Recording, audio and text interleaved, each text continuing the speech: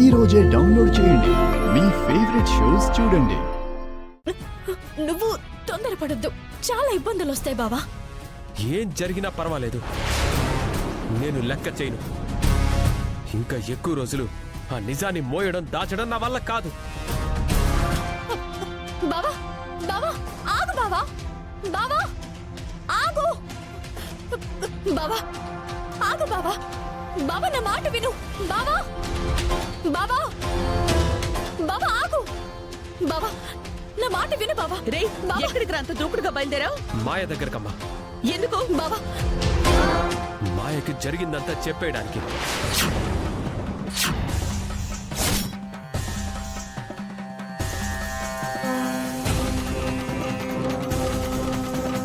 నా భార్య మీద కోపంతో పంతంతో అబద్ధం చెప్పాను.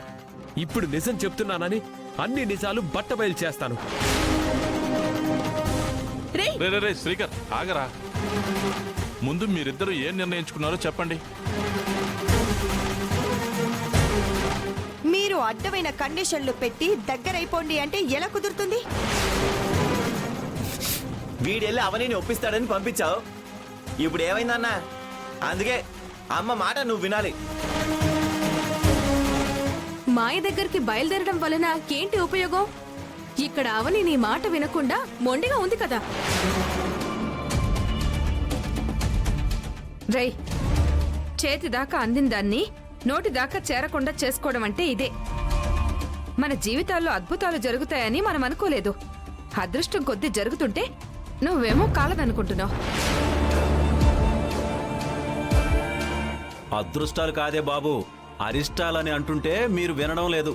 అందుకే అంటుంటారు, బాగుపడేవాణ్ణి చెడగొట్టలేరు, చెడిపోతున్న వాణ్ణి బాగు చేయలేరు అని. మీ తీరు కూడా అలాగే ఉంది. నువ్వు ఉండవయ్యా స్వామి. అమ్మా, వీడి నిర్ణయానికి నువ్వేమంటావు? నువ్వు మాయ దగ్గరికి వెళ్ళడానికి వీల్లేదు శ్రీకర్. అప్పుడే నువ్వు నిజం చెప్పేసుంటే బాగుండేది. పెళ్లి కాలేదని ఇన్ని రోజులు దాచుకుంటూ వచ్చావు. నీకు మేమంతా వంత పాడాం. ఇప్పుడు నువ్వు నిజం చెప్తే మేమంతా వెధవలం అయిపోతాం. మేమంతా అబద్ధాలాడి మోసం చేశామని మాయ అనుకుంటుంది. నీ ఉద్యోగాన్ని కాపాడ్డానికి నేను అబద్ధం చెప్పాను. ఇప్పుడు నన్ను నేరస్తురాలుగా నిలబెడదాము అనుకుంటున్నావా? అయినా నువ్వు అవనితో బంధం ఎలా కొనసాగించాలి అనుకుంటున్నావు? మన మాట వింటుందా? ఓ మెట్టు దిగుతుందా? వెనక్కి తగ్గుతుందా? ఎందుకు తగ్గాలి? ఎందుకు ఓ మెట్టు దిగాలి? ఎందుకు మీ మాట వినాలి?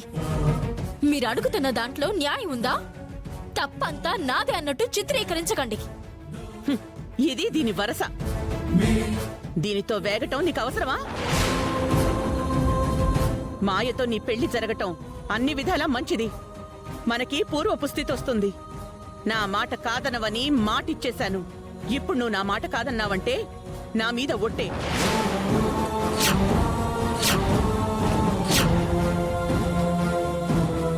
నువ్వు మాయ దగ్గరికి వెళ్ళావంటే నేను చచ్చినంత ఒట్టు, నేను చచ్చినంత ఒట్టు, నేను చచ్చినంత ఒట్టు, నేను చచ్చినంత ఒట్టు.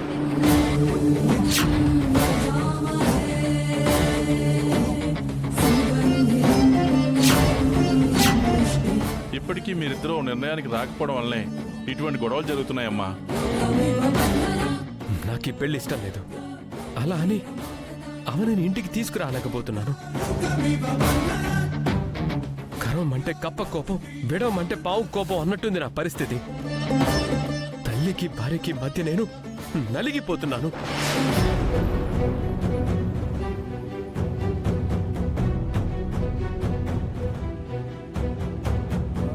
ఏమండి, ఇక మీరు ఎవరికీ నీతులు చెప్పాల్సిన అవసరం లేదు. వెళ్దాం పదండి.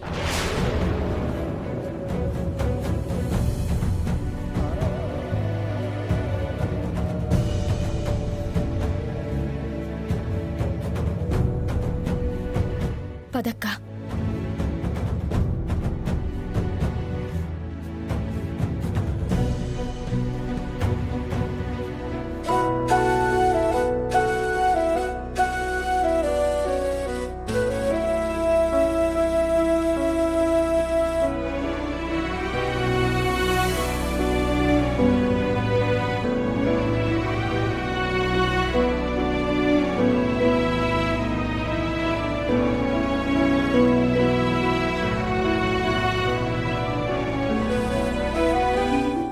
కూతురికి రక్తదానం కూడా చేశాడు కదా. రక్త సంబంధం ఉన్నవాడు కాబట్టే రక్తదానం చేశాడు. నువ్వు బయటకు వెళ్ళడానికి ఈ ఆధారం చాలా.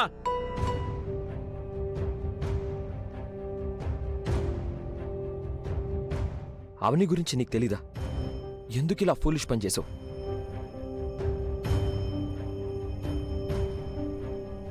అవని భార్యగా నా జీవితంలోకి అడుగు పెట్టాలంటే అక్షయ్ని వదులుకోవాలి. నా బిడ్డ ఎటువంటి కలుషితం కాదు.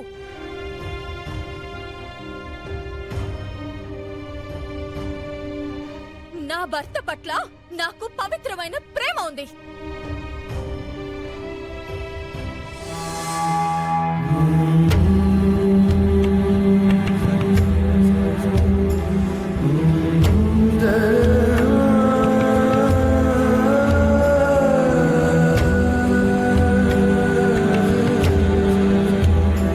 నేను శ్రీకర్ని మొదటి చూపులోనే ఇష్టపడ్డాను.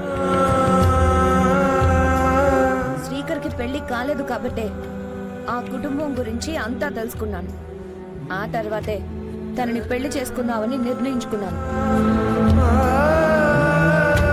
సంబంధం మాట్లాడడానికి ముగ్గురం వెళ్ళకూడదు, నలుగురం వెళ్ళాలి.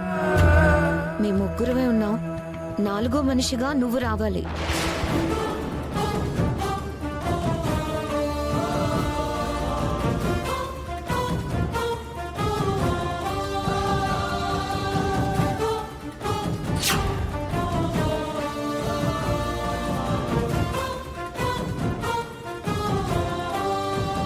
ఇద్దరి మధ్య పెరిగిన దూరం, ఇద్దరికీ జరిగిన అన్యాయం, ఇద్దరు అనుభవిస్తున్న బాధ అన్నీ తీరిపోయి కలిసి ఉంటారని కలలు కంటుంటే ఇప్పుడు మరింత దూరం అయిపోతున్నారు.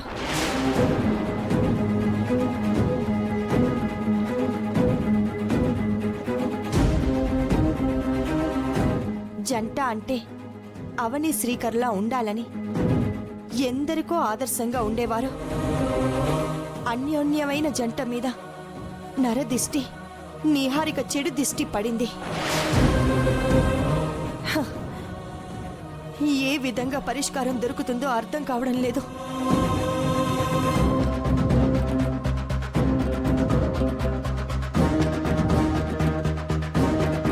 అమ్మా నాన్నలు విడిపోకుండా ఉండాలంటే అమ్మా నాన్నల పెళ్లి విషయం మాయకు తెలిసిపోవాలి. తెలిసిన తర్వాత నాన్నకు మాయ మేడం వల్ల ఎటువంటి ప్రమాదం జరగకూడదు. ఏ విధంగా తెలుస్తుంది? ఎవరి ద్వారా తెలుస్తుంది?